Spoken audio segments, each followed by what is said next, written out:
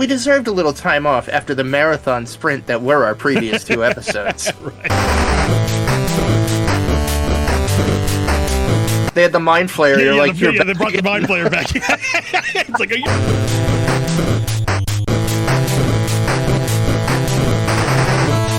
just another block down the road, you son of a bitch.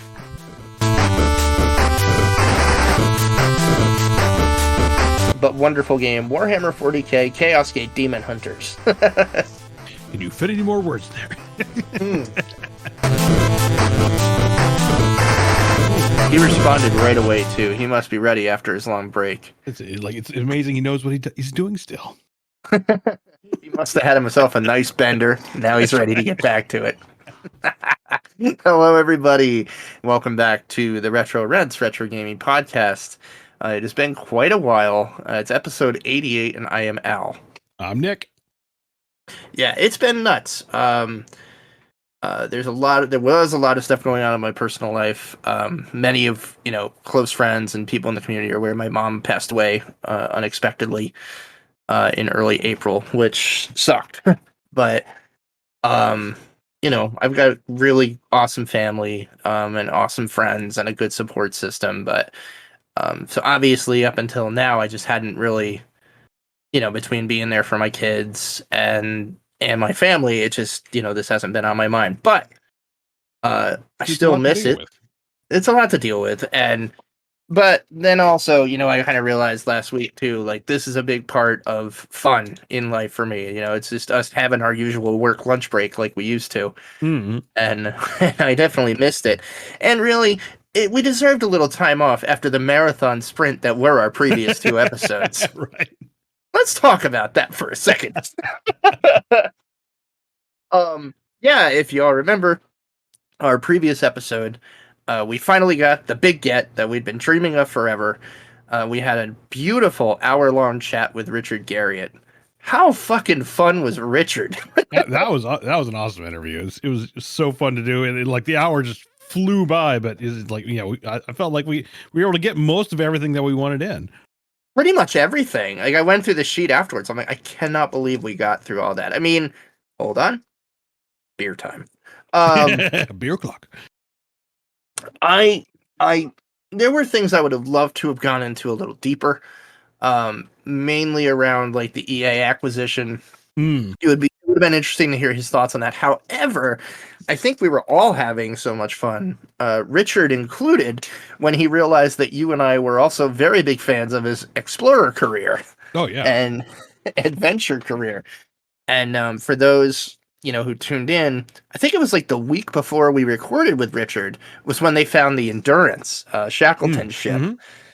And then Richard lets us in on the bummer of a secret that he was like next in line to go on that ship that found it. But because of COVID, he was like, they allowed 12 and he was number 13. Oh yeah, it's like missed it by that much.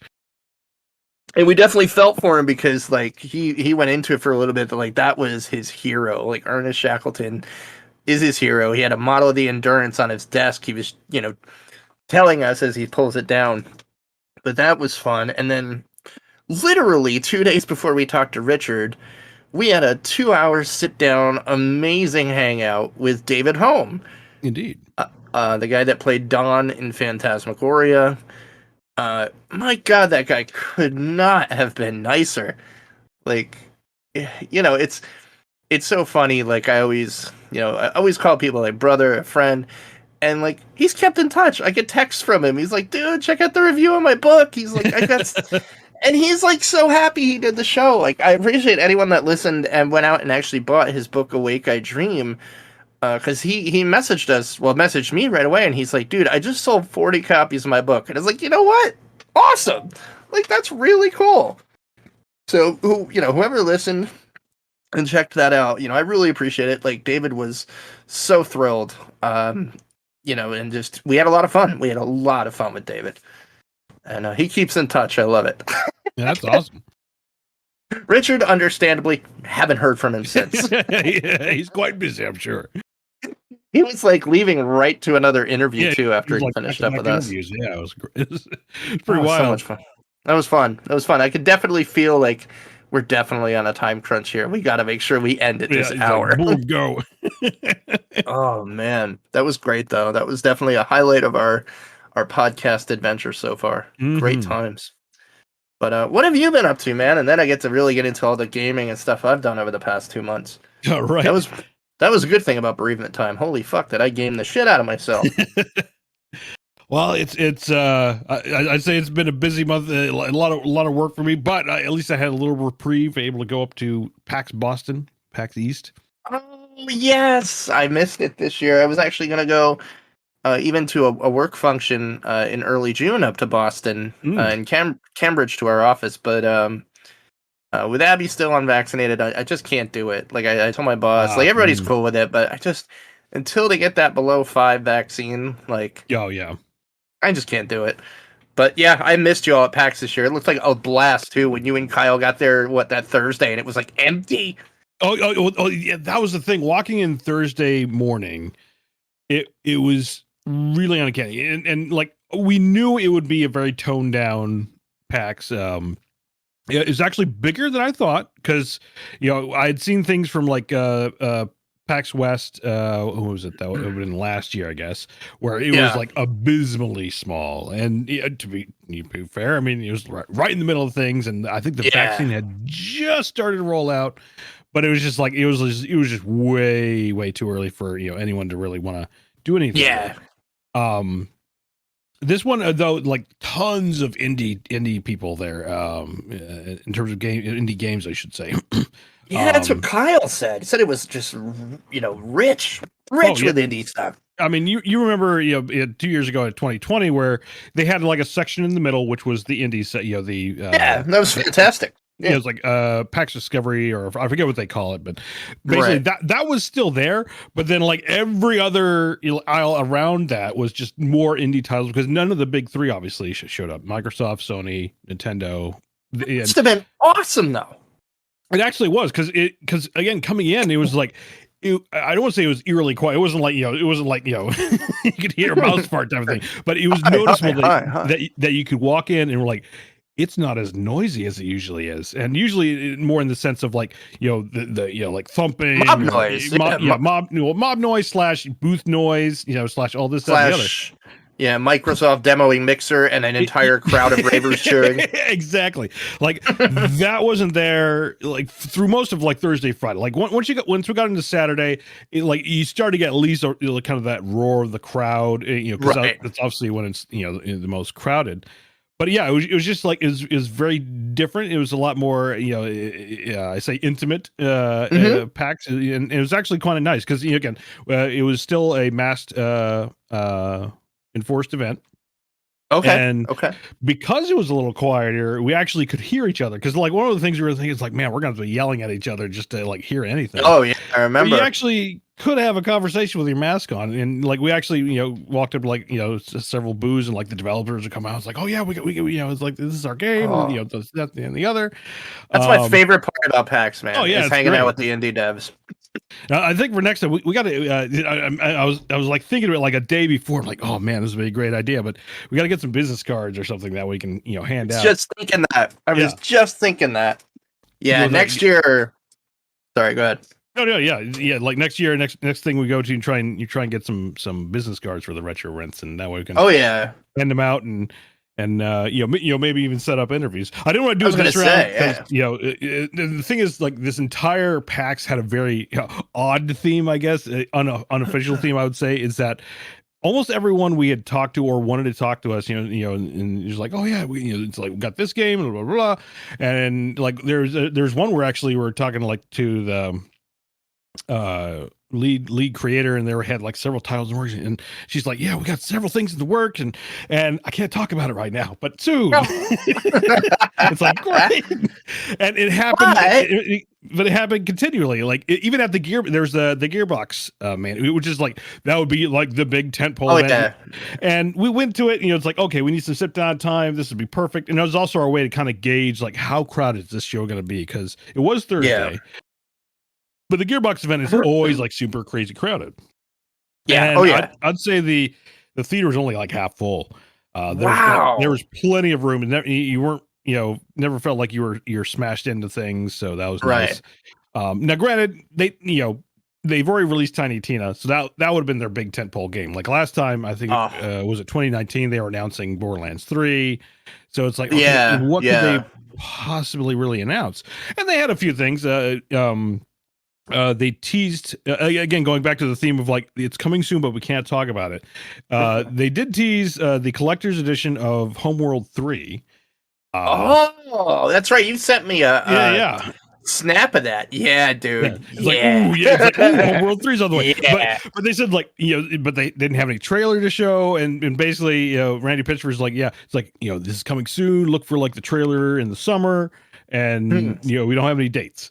And that again, it's concerning. I mean, that's probably not coming out this year then. I would guess if it comes out, it's going to either be end of the year for the holidays or early. I would say maybe early next year, because if they're finalizing the collector set, then it's got to be close. Yeah, that's true. That's true. It's got to be close to going gold. So that's interesting. But yeah, it's just kind of this, and I think it was because not that this is necessarily the first event, obviously, but I think this is one of the major first event of this year, I should say. Yeah, and I think it was one of the. I was gonna say, yeah, I think this is kind of, and it hit at a weird time because a lot of releases were delayed. We had like a lot of releases in February or January, and we had we're having like these batch of releases every other month. And then, like, the trailers for new shit's hitting at weird times. Like, one of the things I was going to ask you, but now that, you had said none of the big three were really there. But I was really curious if any of the Hogwarts Legacy Harry Potter people were there, because I think it was right before PAX. They finally dropped, like, a 5 to 10 minute gameplay trailer, and I was like, holy fuck, this actually looks really, really good. Yeah, I remember watching it. They were not there. I don't know who's developing that. Is that a major studio or someone else? I can't remember. I'm gonna look that up right now. Okay. Yeah, but they weren't there. Like in terms of like major games, like that was Avalanche. Avalanche. Okay, I don't think I've heard of them. But like major games. There was was it Baldur's Gate? Or is it Baldur's Gate? Is it Baldur's Gate? They weren't. No, it was Baldur's Gate because you sent me a picture. You're like, they had the Mind Flayer. You're like, they brought the Mind Flayer back. It's like, you're back here. It's like, you again. Yeah. So obviously this time they actually had consoles that you could play the current early access, because it's an early access right now on Steam. So they actually had something that they could actually play, but then, again, nothing revealing. But they actually brought back a lot of the stuff, to their booth that they had, back. It was a fun booth. It was a fun booth. Yeah. Oh yeah, yeah. And so that was a big one. Oh, what was the other one? There was another one.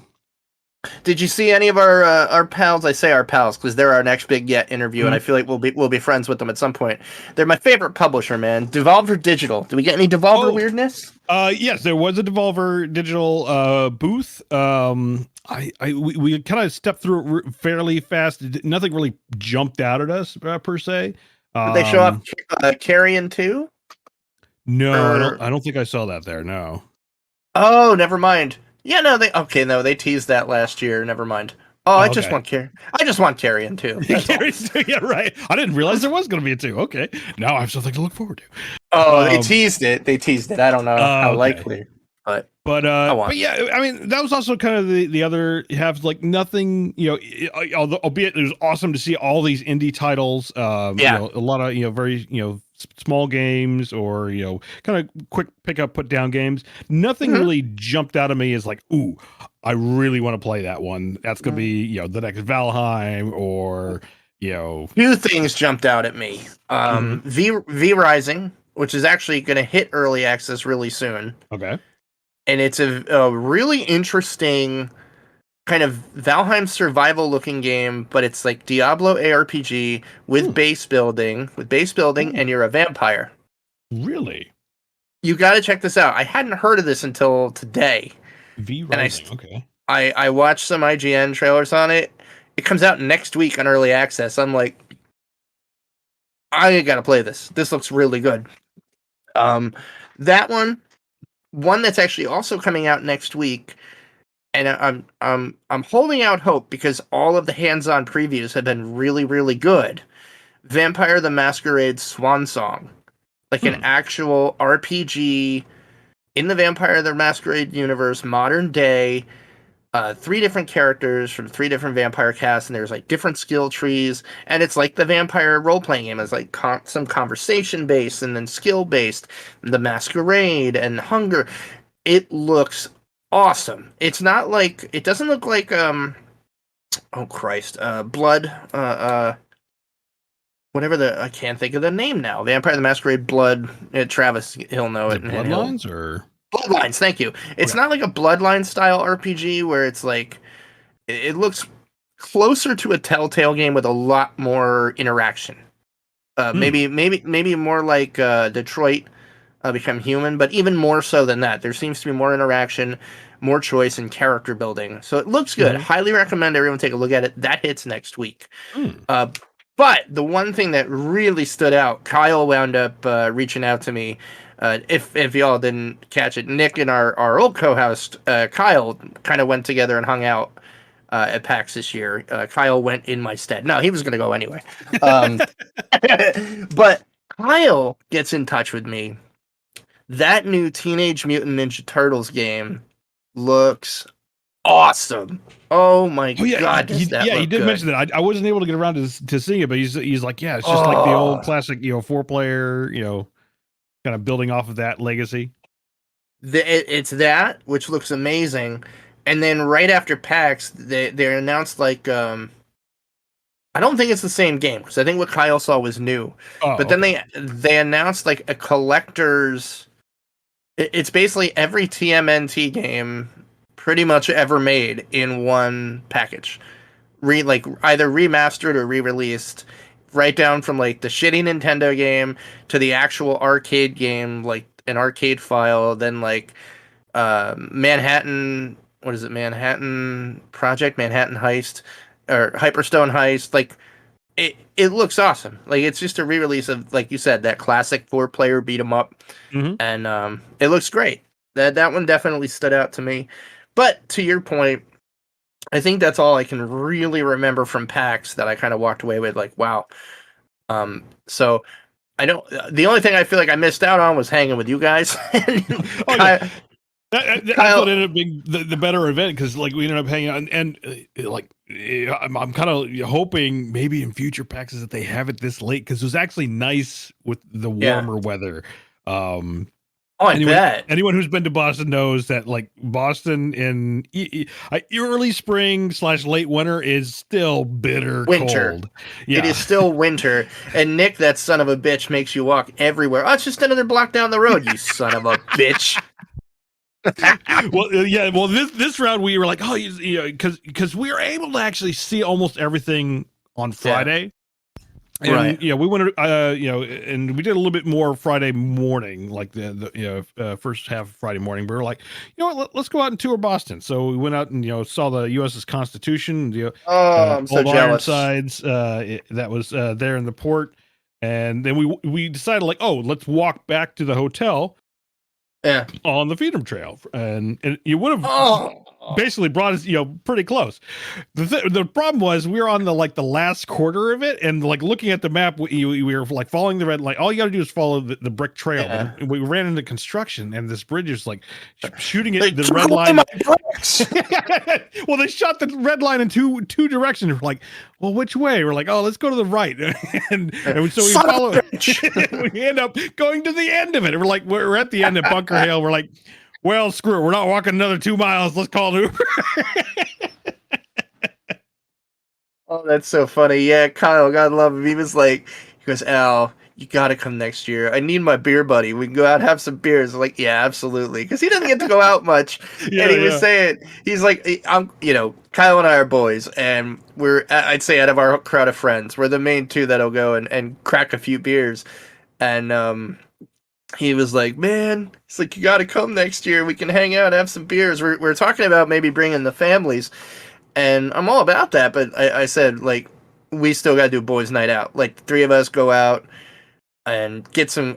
I'm sure that wonderful Chinese and sushi place is not there anymore. Oh, no. Well, yeah, the sushi place is gone. But We did find a couple places in Chinatown that like some killer dumplings. Like, oh, so good. Oh, So dude, good. I drive to Boston for dumplings, and driving in Boston sucks. Yeah, man. No, it was that it was cool kind of hearing like y'all's recap on it, but I did feel like the only thing I missed my friends from the Classic Gamers Guild, they did like I think they did another adventure game panel. I know Roberta was pretty busy there doing some stuff, and I felt bad because it was one of those like they really wanted us to hang out with them in 2020, and I was so out of shape and old that I couldn't walk another mile to go down to the restaurant that I wanted to go to, and I totally assed out. I was like, I really need to get back to the hotel. I'm sure Nick remembers, but like the first thing I did when we got back, I'm like, I just hate to do this, guys, but I got to go jump in hot water and just soak my toothpick legs. But I tell you what, though, it was a good time. I can't wait to go back next year, and definitely would like to bring my family because my wife's she's a gamer from way back, and like I know she'd really enjoy it.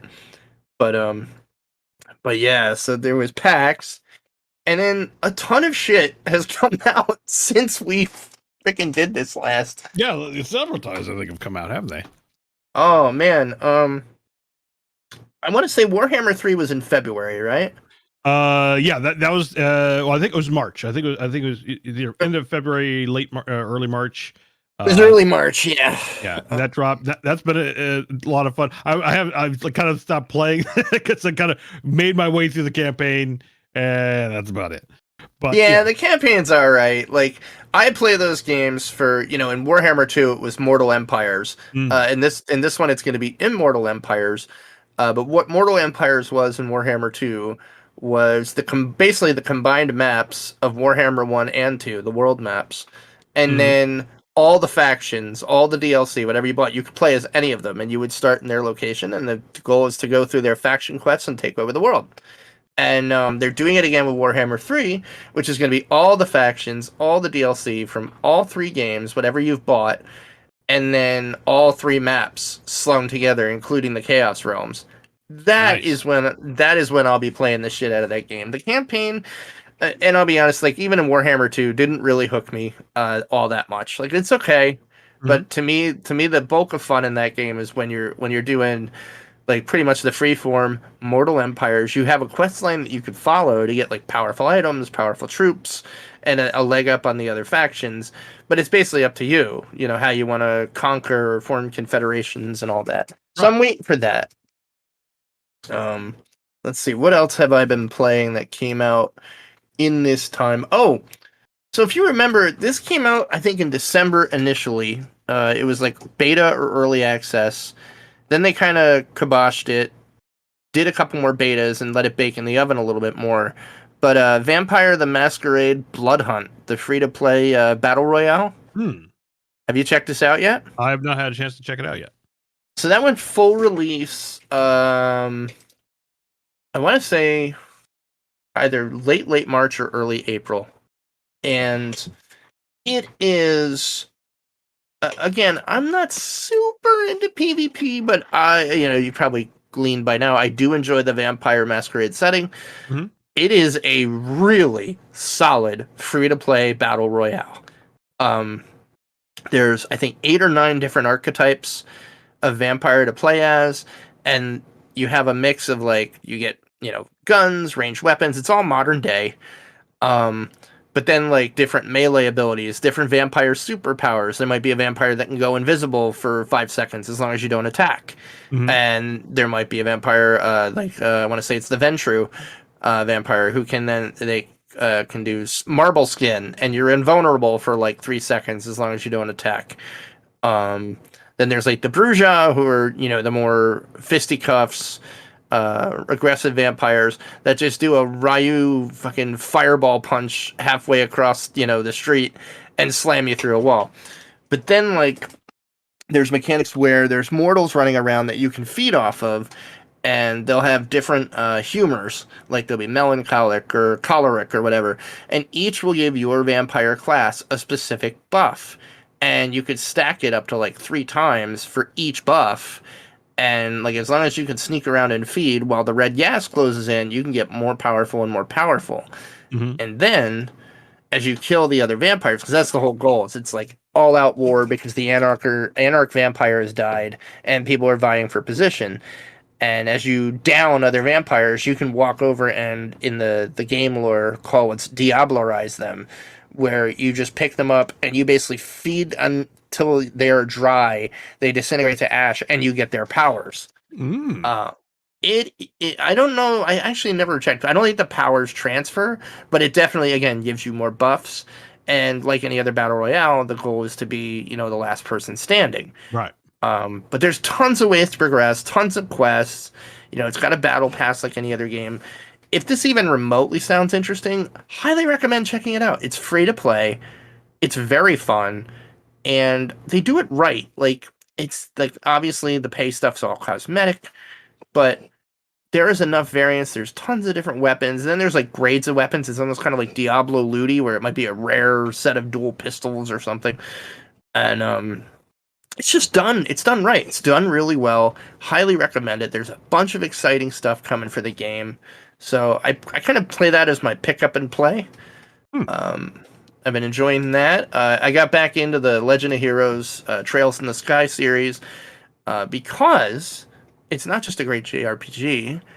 It's a great JRPG on my Steam Deck. Oh, that's right. You go. I'm still waiting for mine. Still waiting for my email to come in. I was going to say, do you know how this whole process works? Well, there's the pre-order that was however many months ago, and then eventually they email you, right? Or yeah. So have you checked Steam or whatever?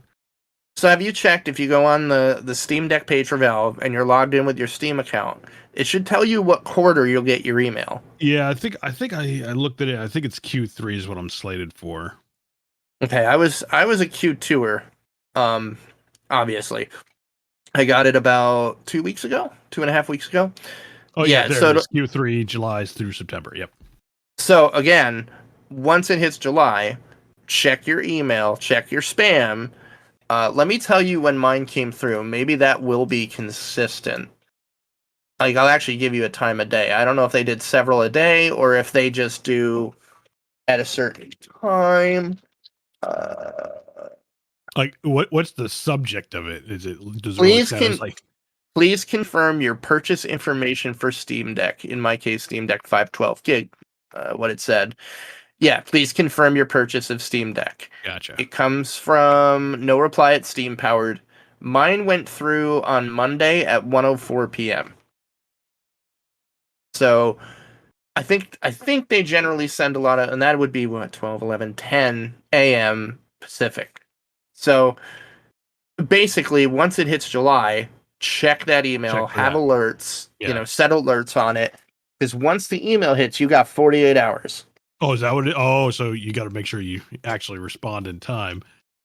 Well, not just respond; you have to pay the rest of it. You basically, you basically put $5 down, like I did a year ago, and then you better pay the whole thing. But once that's said and done, I paid that Monday. I had it Friday. Wow, came that fast. Yeah, I had it Friday, dude. And nice. Let me tell you, folks. I'm sure you've seen reviews that are awesome, or it's bad, or it's this. It's fucking amazing. I have nothing but good to say about this thing. Now, I did get the top end model, like I was saying. So if I remember correctly, I believe that has NVMe in it as well. So it's very fast reads, and all that good stuff. But it runs like a champ. I've played Metal Gear Solid 5 Phantom Pain, and that's actually verified for the deck, fully compatible, runs beautifully. I'm playing a bunch of games that are not verified, but they're like those smaller JRPGs, like I was just saying, Legends of Heroes. It doesn't necessarily need to be verified for you to be able to play. It's just you can. It just may not run great, and it might require tweaking. Gotcha. And this is where this little puppy shines. I got to tell you, there's never games they'll say is playable, and you might load it up the first time, and you're like, "What the fuck?" A, you really got to make sure you look and see what control template it's using. But B, if that's just not working for you, you can very easily go right to the game info tab, click on the game controls, and switch the tab over to community. And there are people in the community that will make entire control sets just for one game, and then you'll see how many people downloaded it, what its rating is, and you can, on the fly, swap those in and out with a press of a button and play comfortably.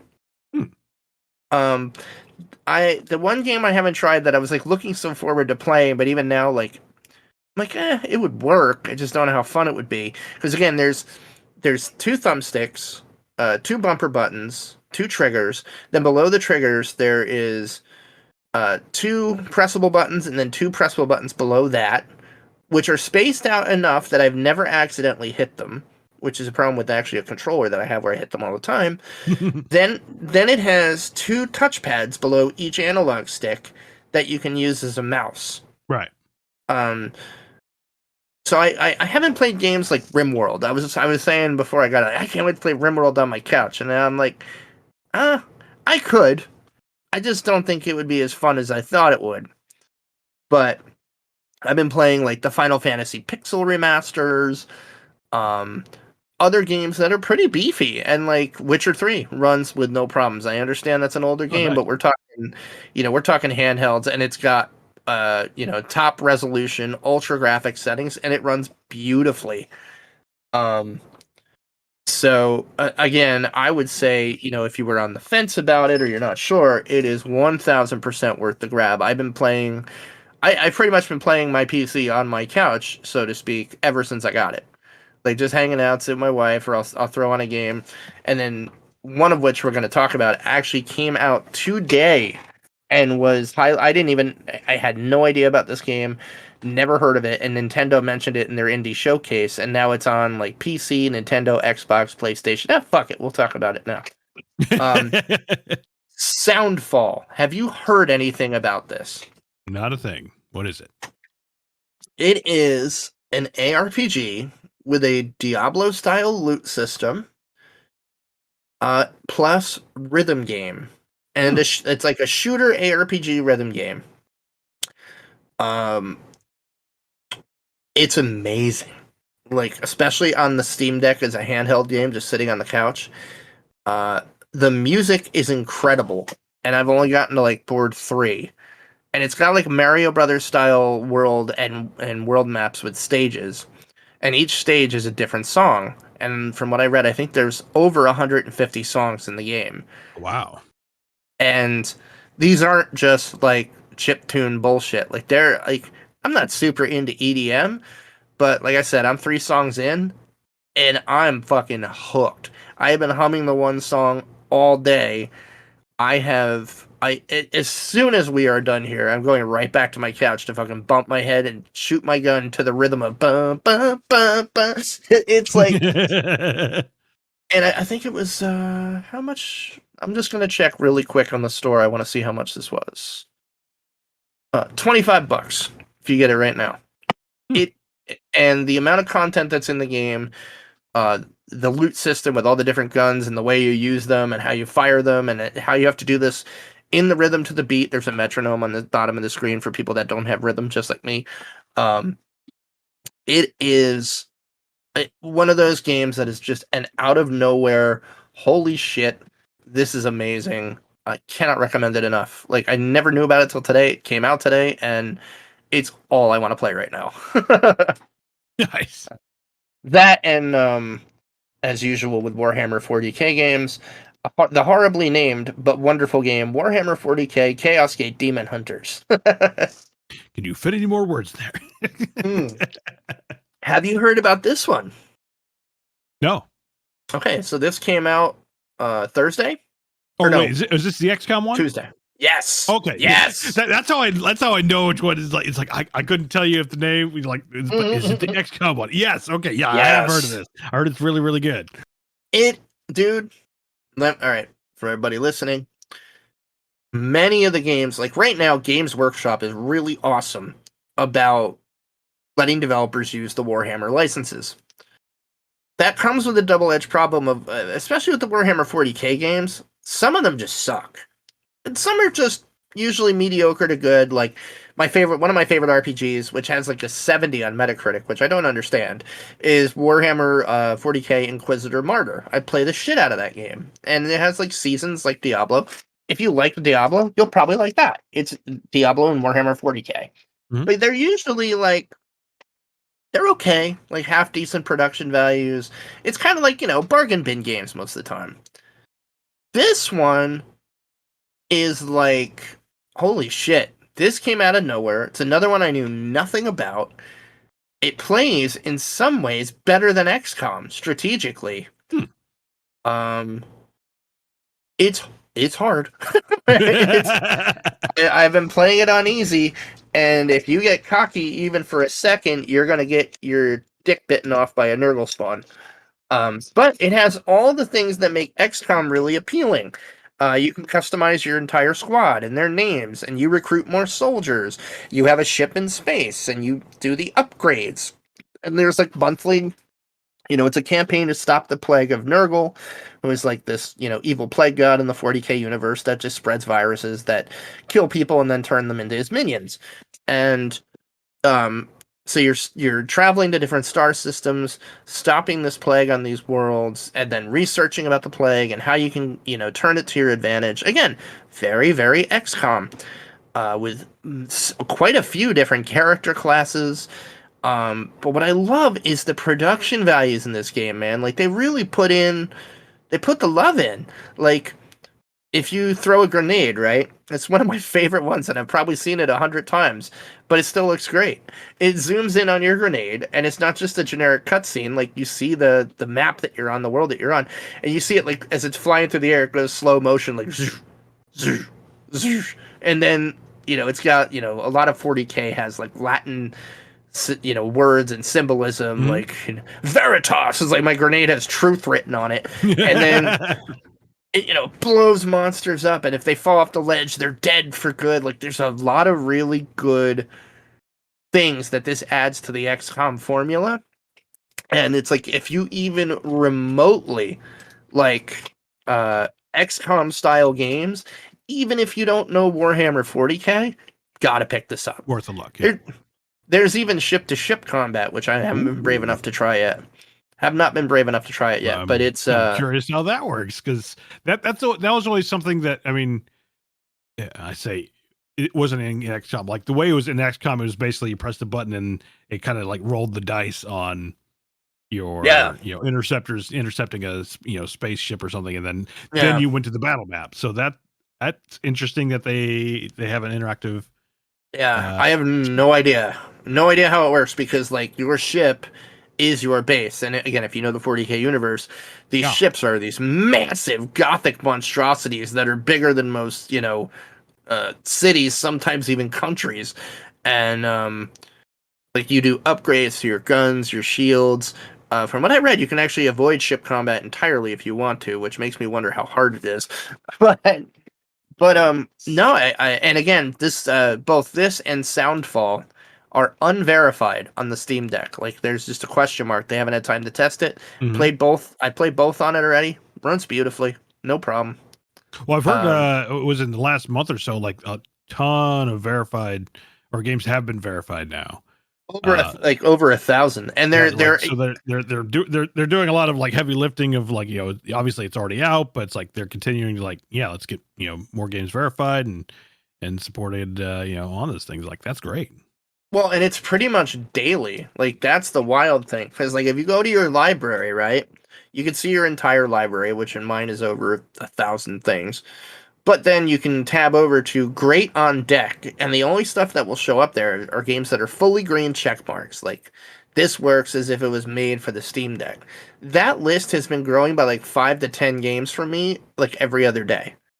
Because like I'll see a game where it's like, I don't want to play that right now, but maybe I'll play it tomorrow. And then I'll go to pull that up, and then all of a sudden I'll be like, oh fuck, they just added all these. Like, but even the ones that aren't certified Great on Deck, you have 3 grades basically. You have Great on Deck, then you have Playable, and Playable is usually like, it runs great, but the words might be small, or things might appear small on screen, or it might, or something like that.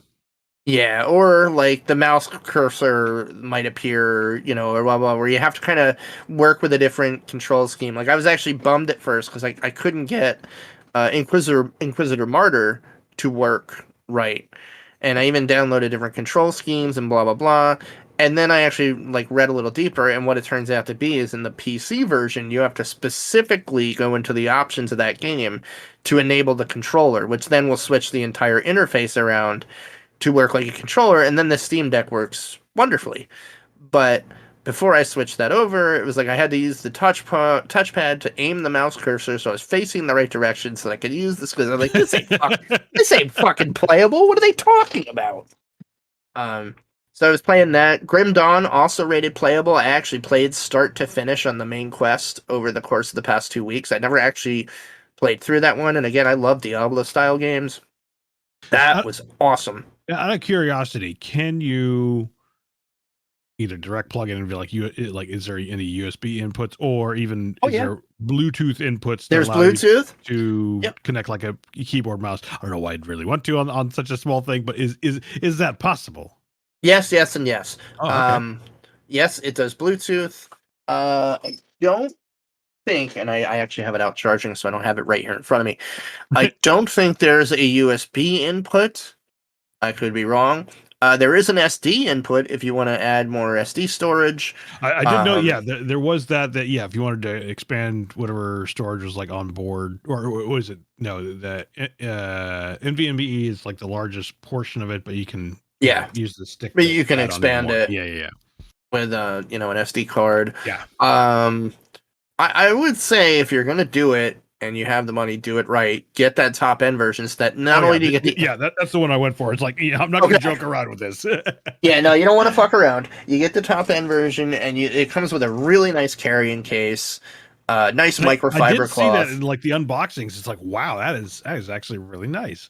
It's a very nice carrying case. Yes, the rumors you've heard on battery life are true. It lasts about 2 hours. But again, I don't see myself playing this on a car trip. Sure. Where, like, I would be away from a power outlet that long. I didn't really get it for that. Mainly because, excuse me, I am forgetful. And especially on a trip, I know I will lose it. And with the money I spent on that thing, it's not leaving my fucking house. Sure. But it is a dream come true for people that want to sit on their couch and play their Steam library. Yeah. There is a deck coming. I'm on the wish list for that on Steam, like an official dock that's coming for the deck that I will probably make use out of, because again, with the Bluetooth, I could just pop in an Xbox controller over Bluetooth or a PS5 controller, and I could sit and play it on my couch, because you can control the whole thing, the interface and everything, from a controller. I tried that out early this week. Works like butter, no problems.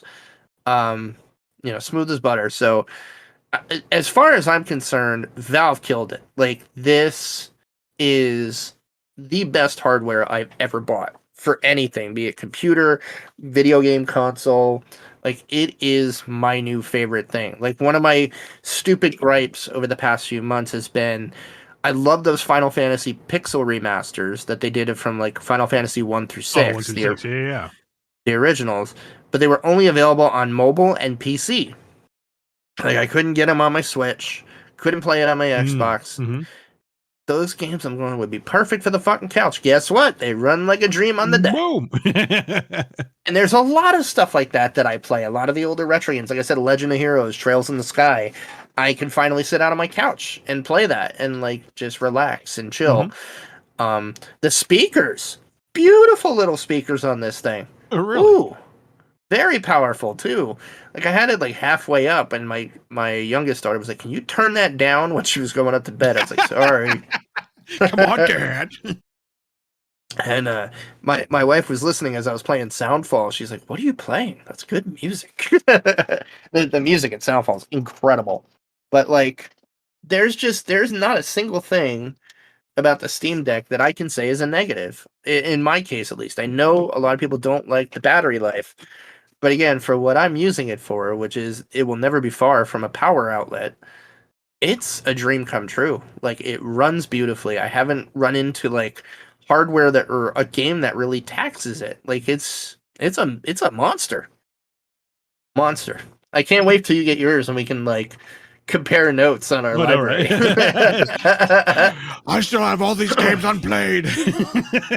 And I'm telling you, that's where this thing really surprised me is I've been going more through my backlog of stuff that I've wanted to play, where it's like it's games that I wouldn't be like when I sit down at my computer to play, I generally want to play like something beefy that or you know, something that like I have to be here in my office to play. Right. Well, like 80% of those went away. Like I can sit on my couch and start going through this backlog of stuff that I've wanted to play, you know, and still be sociable, hang out, you know, with Amber. You know, like we're beautifully boring people. You know, we hang out and then like she'll like surf Reddit or, you know, play Animal Crossing. Like we do our thing. And like it's nice to be able to sit out there on my couch and, you know, just fuck around. Like I'm actually excited to get the dock so I can actually like show off some of these games that I love playing on a bigger TV that just never came to consoles. So like Chaosgate, that's going to be a great one on TV. Yeah. But yeah, that's me. I've talked entirely too long, Nick. What have you been doing? What have you been playing? Well, I've been playing the hell out of Elden Ring. Isn't it great? That game has completely sucked me in. And it was one of those like, you know, it's like, you know, and I think I may have mentioned it on the last podcast. I think I was playing it by then. But yeah, the whole, you know, it's like, you know, I wasn't sure about the Dark Souls games, but me neither. It's like, you know, it's like you got it for me. It's like, okay, here we go. And like, for full disclosure here, folks, I know he wasn't sure about the Dark Souls games, and I hated the Dark Souls games, but I was like, fuck it. Like, everyone's talking about this. I have to get it. I played it for an hour, about an hour and a half, 2 hours, and I was like, no, you got to play this game. And I did everything. I'm like, just shut up and go fucking play it. And yeah, like I still haven't beat it yet. Like I've been in, you know, like you know, discover everything. So I'm just like combing the map for stuff, and you know, like I'm not even necessarily using a walkthrough. It's just like I'm just like kind of like doodly doo. Here we go. Just kind of. Oh, there's a hole in the ground. Yeah, it's like you never would have known that. It's like, oh, this is a cave with a, you know, big old dungeon thing. It's like, oh my god, this guy's for smoking in. There's so much. There's so much. Like, I've never seen an open like people say, oh, Zelda, Breath of the Wild, and I'm like, yeah, not really. Like, maybe a little bit, but it's like if you think about it, like this is like an old school game, man, where it's like the in-game map is all you have, and there's like nothing on it. Oh yeah, and I don't feel overloaded. Like you know, like when I play Skyrim or something, like you know, it's like I'll pick up every single quest or whatever. But then you start to look at the quest list, like okay, like what do I want to do today? It's like you look at it, like, boom, it's a lot of crap. Yeah. Or any Ubisoft game for fuck's sake. Oh yeah, exactly. Just like you know, the quest list ends up being like miles long. Whereas this is like, oh, it's like this area's, you know, clouded out. I'm just gonna go explore and see what happens. And if you don't write down what the people say, you'll miss all the quests because you don't have a quest journal. Yeah, exactly. Yeah, and so like I'll make like small little side notes, and more or less, and it's like okay, there's this NPC. It does. I think it helps you just enough. There was a recent patch that you know put like you know major NPCs and the vendors and whatnot on. So it's like okay, I kind of know. I'll have to check that out. I haven't played it since that. So yeah, it's slightly helpful. I think you can turn it off if you don't want it, but it's like basically you know your merchants that you come across and any like kind of quest line NPC, you'll see where at least where you last saw them. If they move around, you won't necessarily see where their new spot is. So you just like, oh, they're over there. Let me go there. But again, like if you pay attention to like dialogue and you talk to everyone, they're like, you know, it's like, oh yeah, there's rumor that this person's gone over this way. Like, oh, okay, maybe I'll head that direction, or I'll end up in a place like, oh wait, this is the place that they are talking about. I remember that. Did you kill or spare Patches? He's still alive. I did find his cave. I spared him. So you were so were you able to get the what was it the Margit's Bane or whatever it was? I couldn't fucking beat the guy. Funny enough, I got that way after I beat Margit. It's like, like I got his thing. It's like, bring Margit down. It's like, well, you know what? That would have been great when I actually fought him. You know, it's like, you little turd. It was like it was just enough of a nudge, so you didn't miss much. Yeah, but I can't tell you how many times I heard fucking Godric. I fucking did that fight. I shit you not. Probably 50 times before I beat him. Godric fight? Yes. Oh man, that fight was laughable for me. So I waltzed in there. So basically, what I'm running is a samurai with the meteorite staff. Interesting. That's basically all I'm running. So I'm running. My meteorite staff is the only staff I'm running, and then basically any katana that I'm given. And I haven't really changed out of it. Like, I've kind of committed to it because, I could have been easily like, oh yeah, new weapon. Let's jump to this thing. But it's like, what, let's do a little RP. Hey, if it works, man. Yeah. Little role play, stick with the samurai build. And yeah. And so basically what I'll do is like, I'll try and sword fight things if I feel like it. But usually like my opening move is like hit him with the meteorite just to like stun him a little bit, take a few chunks and then start, sword fighting. I walk in, I just start chucking meteorites at Godric, and he dies in like 5 seconds. I'm like, that's it? Fucking hate you. It's like, you're a boss? Like, Margaret was worse than you. Dude, I'm so glad we're 2 states away. I'd punch you right in the face. No.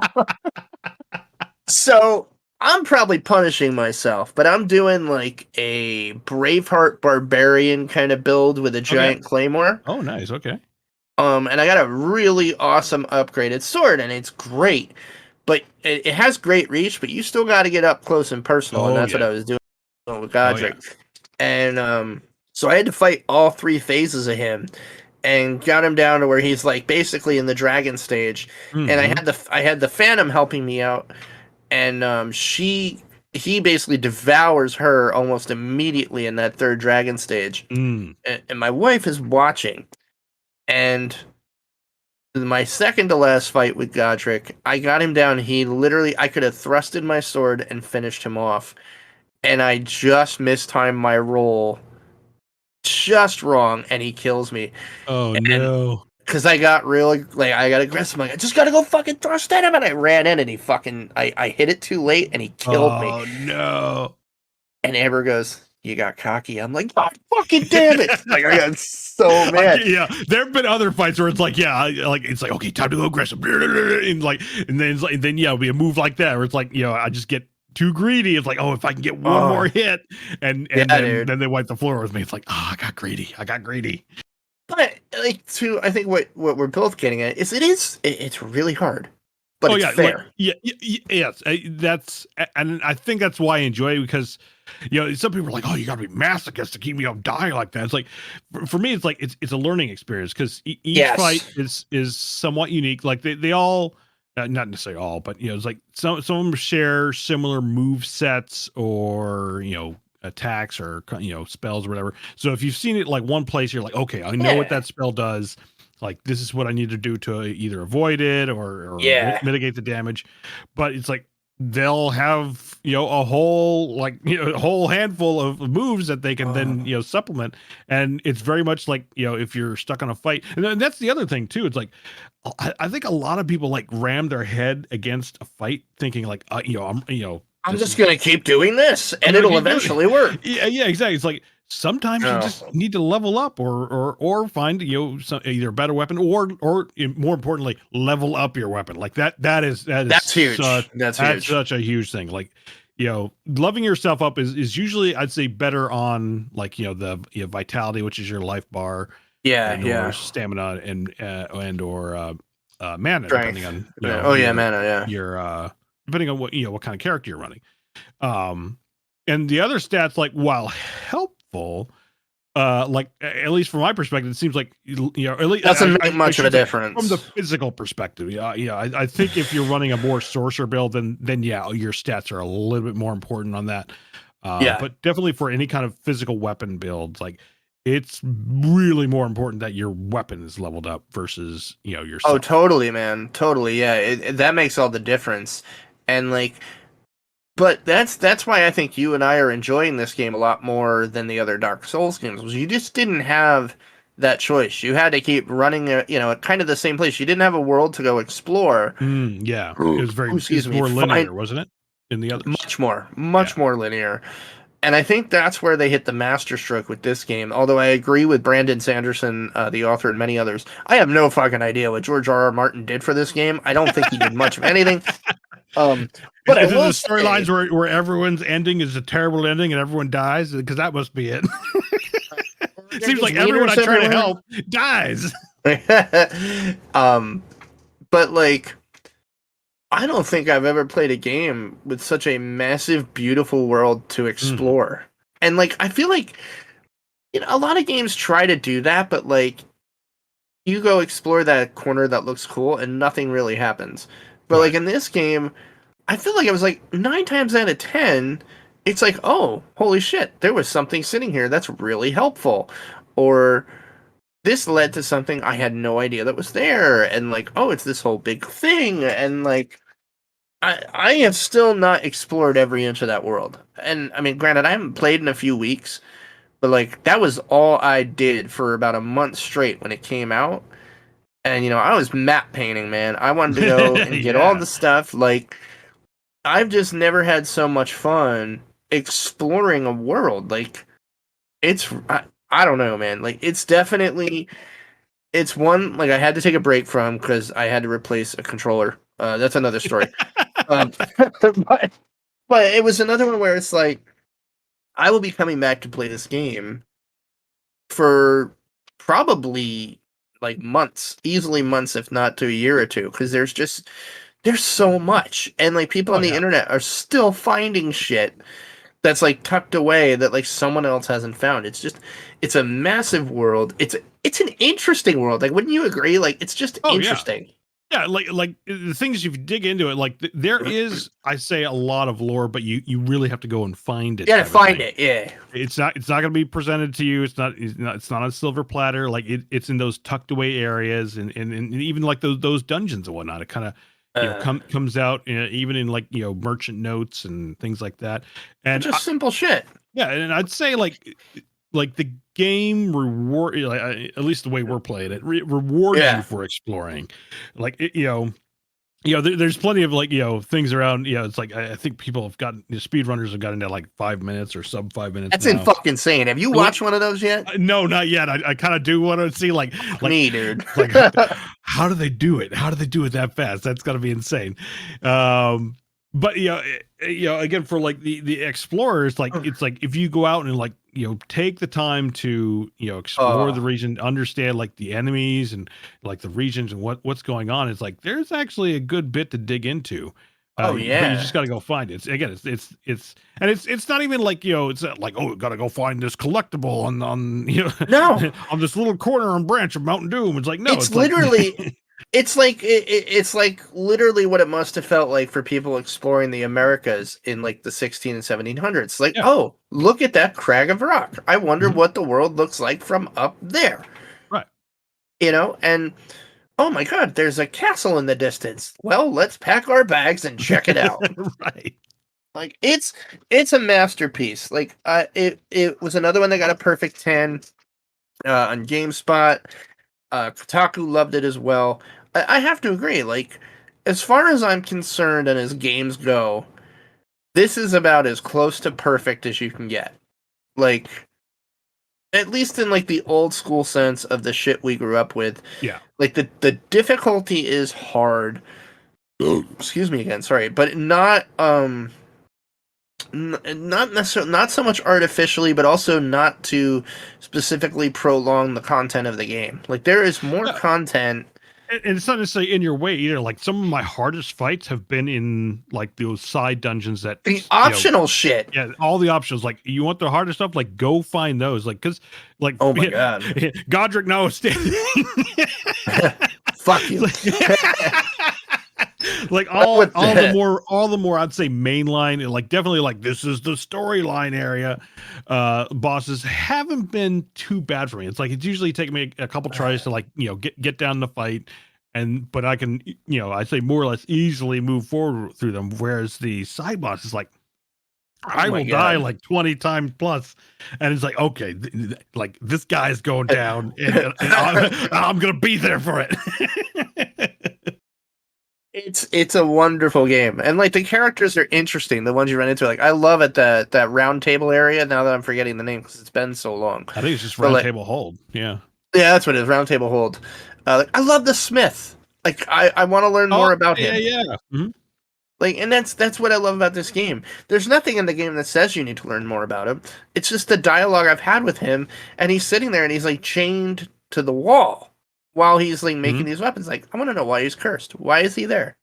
I don't care if it doesn't matter. I'm just curious. Like, and that's I think what I've enjoyed so much. And like, oh my god, the I think it was a ring or something I had to get that really gave me a buff to the class. But did you fight the one where it was like an introduction to invading phantoms, and it was an NPC phantom up the river by Patches' cave, and he had the dual daggers? Yeah. Oh, yeah. You're it's like one of Yura's quests. I think is that samurai, Raiden looking guy. Yes. Whatever the weapon was, it was a great booster for me. It was something that really helped. Yeah, it was a crazy bleed dagger, I think. Yes. He was a motherfucker. Ooh, was he hard to fight physically. Oh, yeah. Yeah, they're like very fast, very quick. I'm like, holy crap. I had to cheese it a bit. As soon as I knew he would spawn when I triggered the thing, I hauled my ass back down the river. I'm like, where are you, Raiden hat-wearing person? Waited for Yuri or Uni, whatever her name was. I'm like, all right, you stand in front of me. I'll stab him when he ain't looking. That's right. That's it. Hey, I admit, like a lot, some of the tougher fights, like I'm pulling out my spirits. I'm like, just distract him so I can get him in the back. Send in the wolves. Yeah, dude. I've really, like, I gotta say, I've really enjoyed a lot of my time with Elden Ring. Let's see, what else has come out? They did a Chrono Cross, the Radical Dreamers edition. The port is kind of meh, but if you've never played Chrono Cross, like, you can play it on PC now or your Steam Deck. I recommend it. Like, the story is good. It's not the Chrono Trigger sequel I wanted, but it's still a really good story. And again, I played this back when it came out on PlayStation. What makes this release package a little more unique is that it's the first time that the game Radical Dreamers has been available officially in the West. Radical Dreamers was a Sega Saturn game. It's more of a visual novel, but it takes place in the Chrono Cross world. And basically, when Chrono Cross came out, the creator of Radical Dreamers was also, I think, the creator of Chrono Trigger, had basically said Chrono Cross was what he wanted Radical Dreamers to be, but didn't have the money to do it at the time. And, like, you see it in the game, like, the group that you're a part of are called the Radical Dreamers. A typical Square game, a very epic story. In this one, there's a fuck ton of characters. I think there's like 50 different characters that you can have in your party. It's like an obscene number like that. If you've never played it, now's your chance. Again, like, it's not a remaster. Like, it kind of looks the same as it did on PS1, which is all right. But, like, if you're used to The Witcher 3, it's going to be a bit jarring for you. But it's good. I would recommend checking it out. I'm just trying to think what else came out that I wanted to highlight. Other than the shit I've been playing on the Steam Deck and Soundfall. Soundfall's amazing. Also playing that on the deck. I think I mentioned that. And finally playing through Ni no Kuni for the first time. Planning to play that start to finish because that was on Steam. And that was another perfect one where it was like, I didn't necessarily want to sit in my office and play it, but now that I can play it on my couch, like, it's another great JRPG with like cinematics and art style that's very studio chicken giblets, Studio Ghibli, very nice. But yeah, I guess we get into some of the stuff that's coming out. Like May is a really good month for games right now. If we look at where is my May releases list, I put a couple on here that I was following. Let's just look at. I'll pull this up. Here we go. Yeah. Whatever. I probably just got a bunch of spyware I put on my computer. Let's see. We got the Evil Dead. Evil Dead is coming, and you and I saw that during that E3 cast years ago, right? Yeah, I think it was last year, and I think it got a slight delay to. What I'm seeing is May 13th. Is that still the same day? That is, yeah. It's coming out May 13th. There you go. 2 more days from now. It's a 4v1 kind of horror game. It's Evil Dead. Like a fucking course. I'm grabbing that. Huge fan of the movies. Army of Darkness is probably the biggest cinematic masterpiece of the 20th century. So I'll definitely be playing that. If you remember, I was talking about the original game, a little kind of action RPG called Lovecraft's Untold Stories. The sequel to that arrives in a couple of days. Absolutely worth picking up. It's a harder kind of Zelda-ish game, but in a Lovecraft universe with like Arkham Asylum and Innsbruck and all that stuff. Very fun. Very, very fun. I loved the original. The developers were super kind back kind of in the early days of this podcast and had sent me a key for it, and I happily raved about it because I had a lot of fun with that game. And the sequel's coming, so I'm super pumped for that. Vampire the Masquerade, Swansong, which I've already talked about. Again, definitely check. You gotta check this. You gotta check this out, Nick. Because I think this is a game you would really, really get into. It looks like it's going to be really, really good. What else is coming? There was another one. Oh, sorry, folks. Sorry, where is it? Ah, shit. Oh, all right. Well, that's it for games. There are a ton coming out. Check your latest website. I'll actually put more in the show notes that I'm pumped about.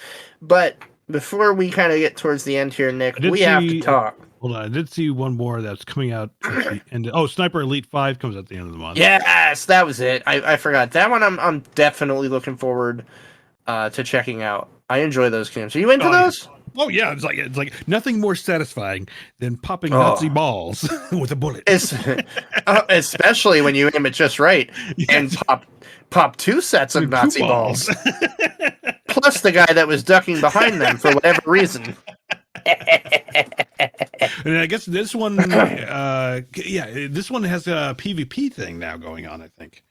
Yeah, that's going to be interesting. Right, that's going to be interesting. A counter sniper option going on. So that'll be interesting to see that integration. So I would love to see that. Like, I would love to see kind of like, remember that movie Enemy at the Gates? That'd be dope. That'd be dope. You know, sniper battle kind of deal. Oh, yes. And finally, supposedly, I feel like it's going to get delayed, but the DLC that it was pretty much promised at release and kept getting delayed for Flight Simulator, Top Gun Maverick, is released the end of this month.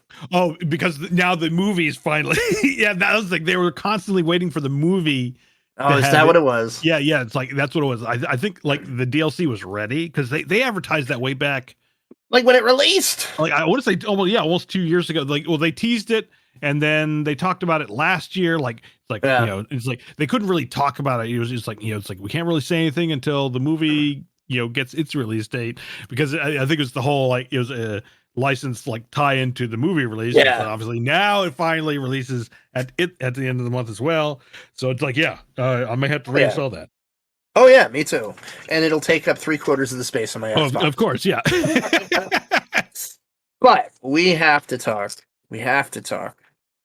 Before we finish this podcast, what is, in my opinion, my humble opinion, the best Star Trek thing ever to come out in the past handful of years. Have you watched Strange New World? I've seen the clips of it online, and it looks stunning. Like, I know the episode 1 storyline even is like, wow, this looks really solid. It's like the other, it's like, no, I wouldn't say anything wrong with the other ones, but it was just more like, okay, it's got the Trek title to it. It's sci-fi. It had the Trek title, but it wasn't just really pulling me in. It wasn't really pulling me in. It didn't have that spirit. It was missing that. It was missing whatever makes Star Trek Star Trek. It just missed that final ingredient, the little dash of saffron. I know you hate separate subscription services. For this alone, might be one. It's like, okay, this might be worth picking up the Paramount just for this series. It's a weekly show. The new episode drops in 2 days, and I swear to fuck, I am doing nothing but watching it. I've watched the first episode 5 times now. Nice. Like, there is so much in it. The production values are gorgeous. The writing, oh my god. Like, it reminds me of the fucking best days of TNG. Nice. Like, it is ridiculously good. And it takes place 10 years before the original series crew. It centers on Christopher Pike, who's masterfully played by, I cannot remember his name.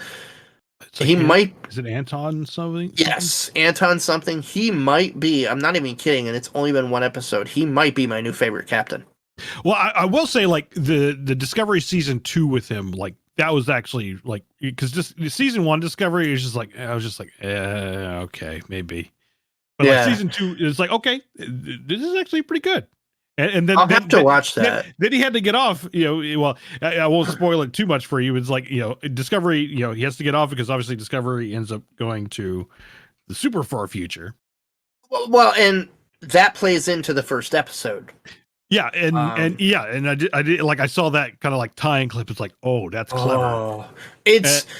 I almost feel like they've been like paving the road, so to speak, and then like they kind of know like this is going to be their bread and butter Star Trek, so to speak. The guy playing Spock is incredible. The woman playing Uhura is incredible. Like, it is so perfectly casted, and dude, I was hoping you'd seen it. Fuck, we'll have to gush about this. We'll have to gush about this on the next episode. Yeah, like I really like. It's worth the sub price, dude. And you know what? It would be do it for the podcast. It would be a fun element to add to the show, as kind of our aside at the end. But I'm telling you, Strange New World is the best Star Trek thing I've seen since like TNG's The Inner Light episode. Oh wow, that's solid then. I put it right up there, dude. Like, I put it up on that caliber of writing, production value, and just like, this is Star Trek. And I was like Discovery, I should watch season 2 because I got to the end of season 1 and I was like, all right, like, yeah, like watch season 2 because same actor Anton, whatever his name is. Yeah, he's wonderful as Pike. Yeah, wonderful. He comes on as the captain of Discovery for like that season, and which was like a lot of the like diehard Treks were like, huh, like he's supposed to be on Enterprise, but they kind of like they're able to like explain it. Yeah, and they do it very cleverly in the first episode. Like, very like, it's not a long aside either. It's like, oh well, fuck. All right, cool. Yeah, dude. We'll save that then for the next episode because I'm telling you, like, I will not be missing an episode. I will probably be watching each one several times. Like that, I don't get that very often with a show where it's like, that was so good. I was talking to our pal Neil Halford that we had a wonderful interview with back earlier this year, and he's the one that got me to check it out because he was like, "Oh my god!" He's like, "I've watched this now for like the 3rd time." He's super into Star Trek, and he alluded to that on the show. Like, he was as old as Star Trek, and like that was his favorite thing. And I was like, "All right, I'm gonna check it out." He's like, "Oh my god, you're gonna love it," and I totally get where he's coming from, where it's like, I don't watch things like certain movies. Yeah, I'll watch Braveheart or Jaws 100 times, but TV shows, like, there's a couple episodes, like I just mentioned, of TNG, like The Inner Light, I would always watch if it was on. Like, I'll even throw it on because I have all the episodes on my Prime list. Like, it's just wonderful. wonderful stuff. And like the one with Moriarty, like I forget the name of it, but like Elementary Dear Data, like I'll watch that, you know. But like I literally queued this episode up immediately after I finished it. And I'm like, gotta watch it again.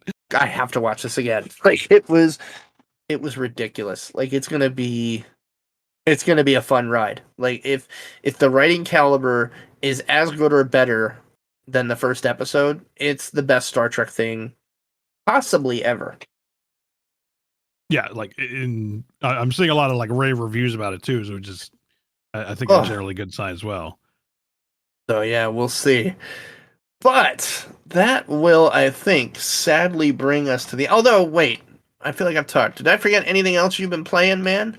Did I step over you? No, Elden Ring's been consuming like you know in between like calming down from work. Elden Ring's been doing a lot. Do we want to talk about the train wreck that is the Johnny Depp trial? Oh, I punched out when she admitted to actually shitting the bed. That's when I realized. Oh my goodness! Like I usually don't follow celebrity stuff, but this has been it's been like a guilty pleasure watching this whole thing. You know, because you watch the live trials, and I'm like, wow, this is some bullshit. Literally, I have to laugh so hard. Like, okay, Nick and I are not pop culture obsessies. And the fact that Nick and other friends of mine that in life and the streaming community have been commenting on this trial. Like, when the lawyer's like, but did you defecate on the bed? She's like, well, yeah, but... And I'm like, all right. Objection. Heresy. No.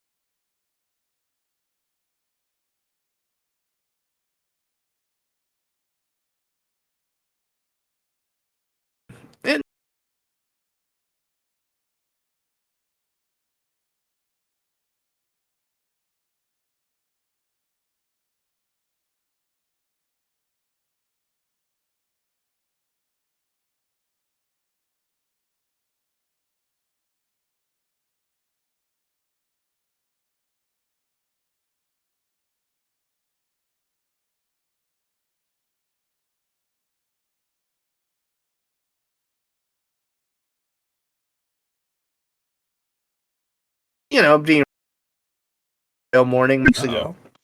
Yeah, I finally convinced him. I'm like, if you're not better by Friday, will you please go get that fucking looked at? So he agreed. You know, if he's still hurting Friday, he'll drive to the ER. This is the kind of guy my dad is. But we were out there talking, and I'm like, like, I'm tucking the girls in the bed right now. He goes, what time is it? I'm like, it must be nice to be fucking retired. I said, Dad, it's 7:30. He goes, son of a bitch. I was sitting home watching TV, and I had the heating pad on my back, and I must have dozed off. I'm like, yeah, you must have.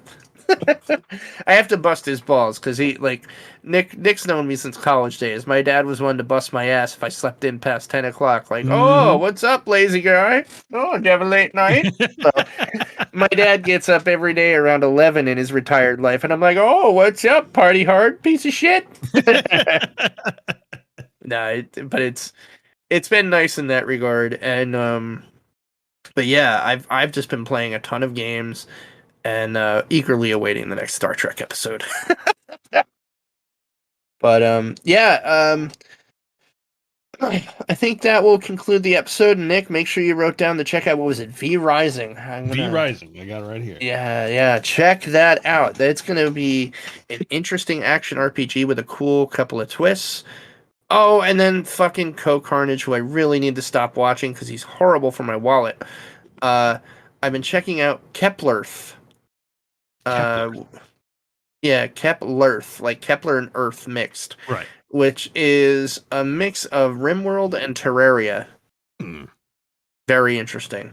Oh, and I played the shit out of RimWorld over the past month. That game's just awesome.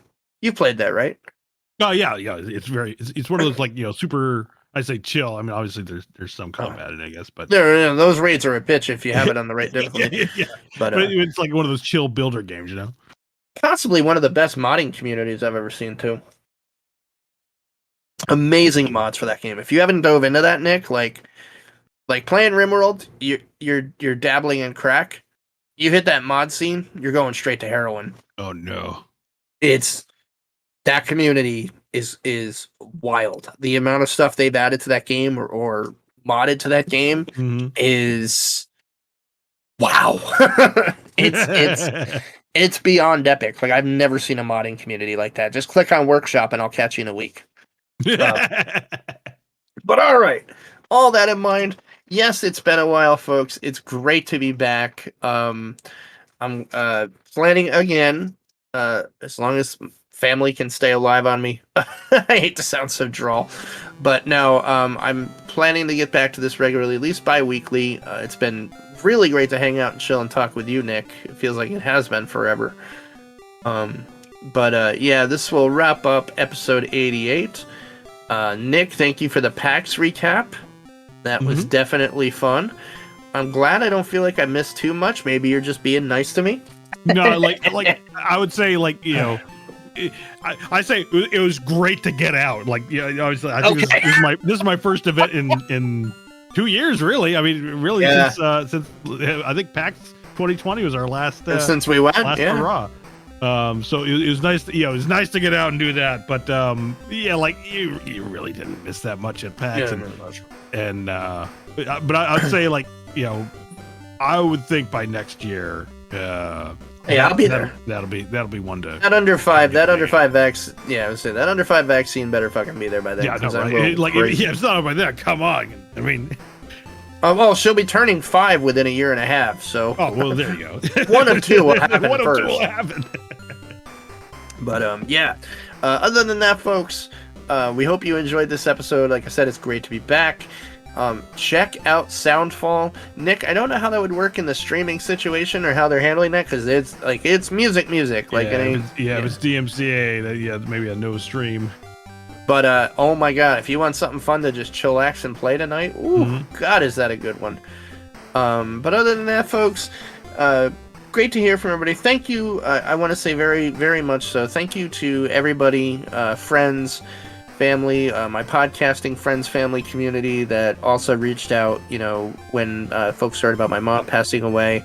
I just really appreciate everyone that's reached out to check on me, check on the family. It just shows that we've made some really good friends in the few years that we've done this, and I really appreciate it. And I just wanted to say thank you to all of you. I hope all of you are doing well and playing a bunch of games, and also as well everybody listening to the show.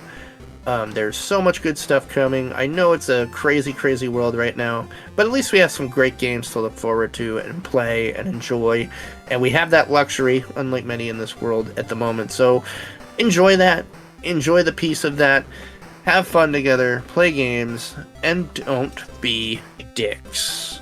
Peace. See ya. Greg Lee Podcast.